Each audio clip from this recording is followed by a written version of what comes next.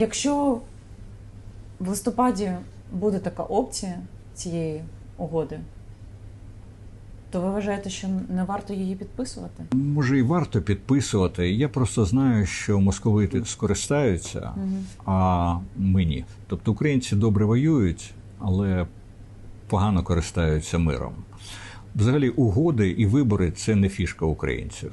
Тому я не став би на місці українців ні підписувати угоди, ні проводити вибори. Нам це завжди погано вдається. Може, не треба цим займатися. Тоді Може, треба спеціалізуватися на війні? Можливо. Тоді яка альтернатива? Ну, мені здається, що воювати. І тоді війна буде тривати доти, доки...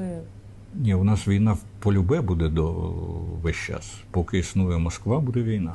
Ну, так було останні 500 років так, значить, швидше всього наступні 500 років буде так.